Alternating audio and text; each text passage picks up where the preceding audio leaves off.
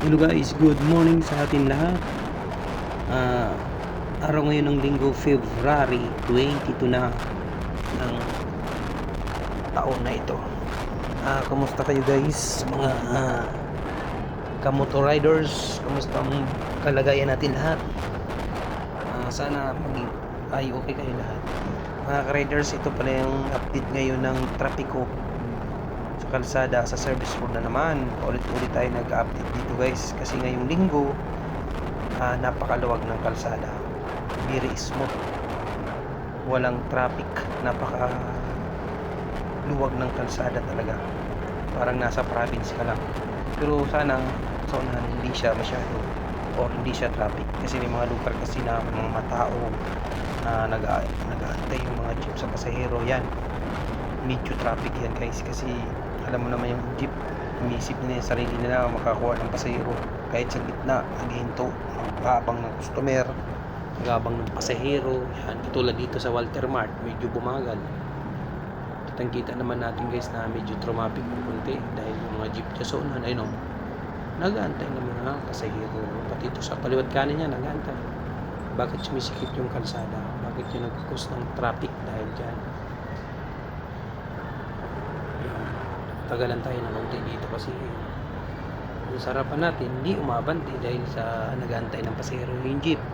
Tapos yun dyan, pwede ka rin dyan kumanan, pwede rin kung galing ka ng Bikutan, pwede kang kumaliwa papasok sa Tanyag.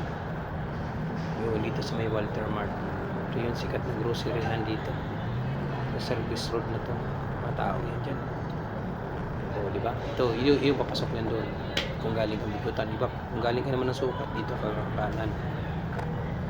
Yun lang ang problema dito kasi malubak. Hanggang ngayon di pa inaayos yung kalsada dito guys. Diba? Talbog motor. Isa rin nagpapabagal dito kasi malalalim yung bank. Hindi pa rin inaayos hanggang ngayon. Ay, isang taon na. Araw, gabi, daan tayo dyan minsan. Lubak pa rin. Ito na, bakit na tayo sa Bikutan guys. Luwag pa rin dito. Kung tutusin na kung ano dito, mga normal na araw, matraffic kasi marami namamalingki dito sa baba. Paglampas mo dito, palingki na yan dyan, Bikutan. Yan, marami talaga nakaparada rin yan, marami pumapasok din sa palingki ng mga sasakyan, marami lumalabas. Yan, nagpupos din ng traffic dito guys. Yung bayan, pasok dyan guys, ito labasan galing palingki yan guys, yung puti na van, sasakyan.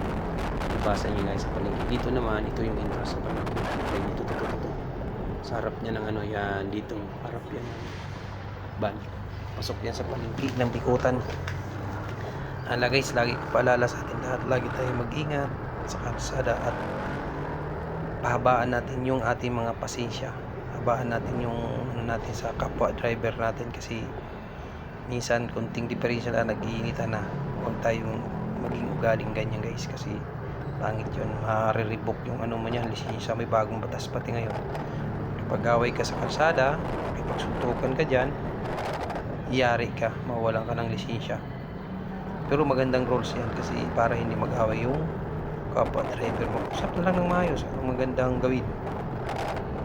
Kung sino may kasalanan, hindi siya magbayad, nabangga mo kahit anong paliwanag mo yan, kung nabangga mo, babayad ka talaga dyan guys. Wala nang ibang ano na yan dahilan, bayaran mo talaga yan. Kung ano mga nasira o na-damage mo yung tao, di pa hospital mo. Yun, sa laging ano natin, laging paalala, laging mag-ingat, kasi alam yung diskrasya hindi natin hawak. Yun, kailangan ingatan lagi natin yung pagdadrive natin, dahan-dahan lang. Pwede magpatulin kung maluwag, kung huwag na magpatulin kung medyo masikip ang kalsada o traffic, kasi ang iba kasi kahit masikip sobrang patakbo, ikis-ikis pa. Guys, lagi tayong ingat lagi. Maraming salamat din sa mga nanonood sa akin, sa mga subscriber ko, laging walang humpay na nanonood sa update ng traffic ko. Salamat sa inyo sa support ko sa akin. Maraming sa araw-araw na panonood ninyo. Thank you guys. Sana makarating agad tayo. ligtas sa ating trabaho at makaabot tayo na sana hindi tayo mali. Let's go.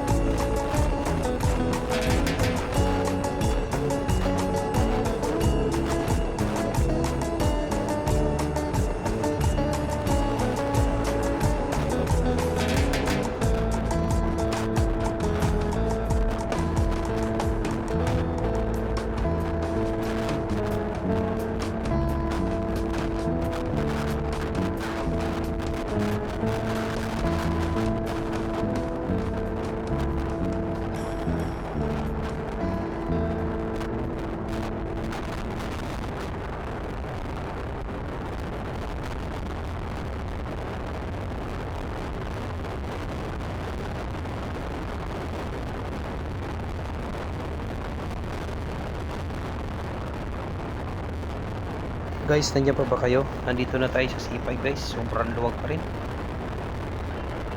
Ito yung araw na maluwag, nakakapahinga ang kalsada. Nakakapahinga rin yung natin. Yung Metro Manila walang usok masyado. Tsaka yung kalikasan natin kasi medyo na talaga yung hangin sa may WD na. Pag linggo doon na nakapahinga yung hangin. Hindi maitim. Malinaw nga ang hangin kasi mausok. Sobrang luwag talaga guys. C5 na to guys. Dito na yung bagsak natin sa C5 pero wow, sobrang luwag. Walang ka-traffic guys. Diba? Tuloy-tuloy talaga ito hanggang nakarating tayo sa trabaho natin. Yung takbo natin na 30 minutes to 40 minutes magiging 22 minutes na lang. Hindi na ito kaluwag ng kalsada. Thank you guys sa mga nanonood. Let's go!